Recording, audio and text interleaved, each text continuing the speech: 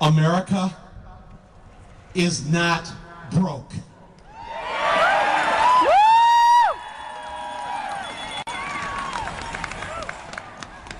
And that's right, neither is Wisconsin.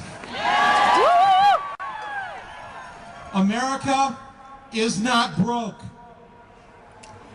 Contrary to what those in power would like you to believe, so that you'll give up your pension, cut your wages, and settle for the life your great-grandparents had, America is not broke. Not by a long shot. The country is awash in wealth and cash. It's just that it's not in your hands. It has been transferred in the greatest heist in history from the workers and consumers to the banks and the portfolios of the uber rich.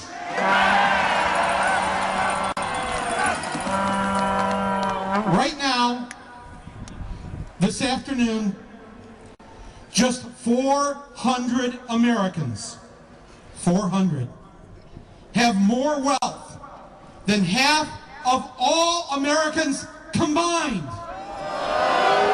No! Let me say that again.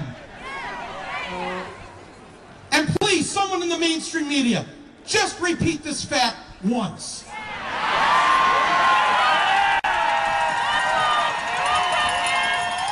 We're not greedy. We'll be happy to hear it just once. 400 obscenely wealthy individuals. 400 little Mubaraks. Most of whom benefited in some way from the multi-trillion-dollar taxpayer bailout of 2008, now have more cash, stock, and property than the assets of 155 million Americans combined.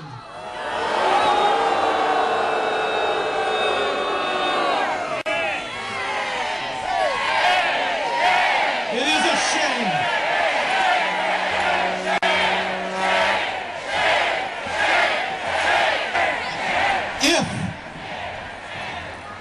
If you can't bring yourself to call that a financial coup d'etat, then you are simply not being honest with what you know in your heart to be true.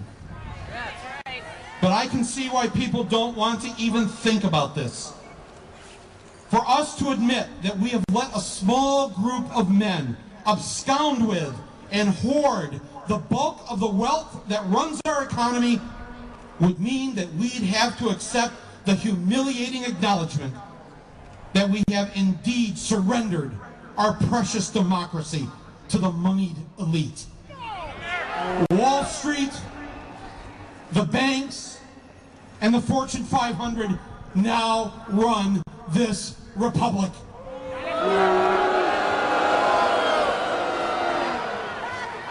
And until this past month, here in Madison, Wisconsin, the rest of us, until then, have felt completely helpless, unable to find a way to do anything about it. That was Michael Moore, part of his speech from a few days ago in Wisconsin. Good evening, everyone. This is Dari on WorldStreams Radio. Thank you to our listeners from all around the world for joining us tonight. To learn more about WorldStreams Radio, visit our website, worldstreams.org. You can also find us now on Facebook at facebook.com/WorldStreams. Tonight we're going to be discussing the political situation that has been ongoing in Wisconsin. Our guests are Wisconsin activists Angie Aker and Michael Dykstra. Angie Aker is Associate Editor for LifeAfterHate.org and is a Wisconsin political activist and writer. She's been spending grueling days and many uncomfortable nights in the Capitol protesting SB 11, the controversial Wisconsin budget repair bill, and is the organizer behind Solidarity Sundays. Michael Dykstra is a Madison, Wisconsin-based photographer and informed citizen, capturing the action on the ground daily in the capital while also serving as a source of unfiltered minute-by-minute news and mobile communications. Hi there, Saeed. Hello and welcome, Angie and Michael. It's a pleasure to have you with us tonight. Thank you very much for having me. Well, hello, Dari. This is Saeed, also from WorldStreams Radio, and good evening to everyone. Thank you for joining us tonight, and good evening to you, Angie and Mike. Thank you for taking the time to be with us. Let's start with the speech that Michael Moore, obviously everybody knows Michael Moore. America is not broke. What is your thought about that statement, Angie? I concur.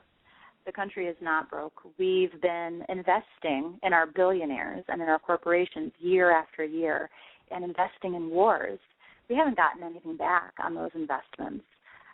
When I testified in front of the Assembly Democrats 2 weeks ago after spending the night in the Capitol, that's exactly what I said to them. We're laboring under this false assumption that isn't being fact-checked, saying that the country is broke and Wisconsin is broke.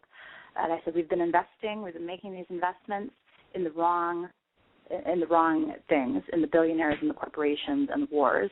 And it's time to liquidate those assets by stopping the tax loopholes and the special interest tax cuts that result in 2/3 of America's and respectively Wisconsin's corporations paying no taxes.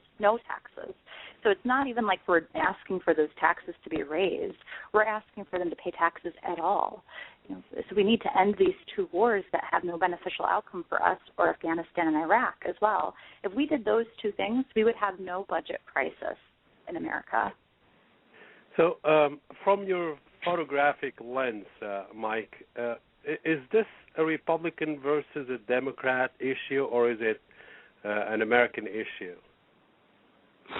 I think it's a class issue, actually. I don't think Americans like to talk about class, and Midwesterners certainly do not like to talk about class. The word just doesn't, leave their lips very often. But I think it is. I think it's more about the wealthy and powerful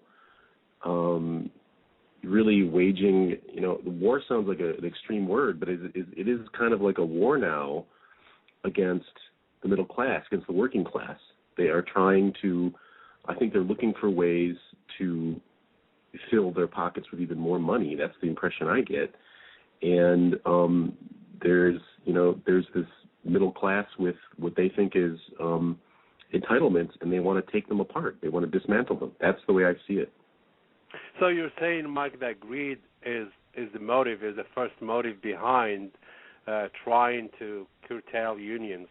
And I'd like to ask Angie to give us a background as to why is it that Governor Walker, how did it all start? Well, the timeline, let's see, it was Valentine's Day that he announced what I call the War on Workers bill.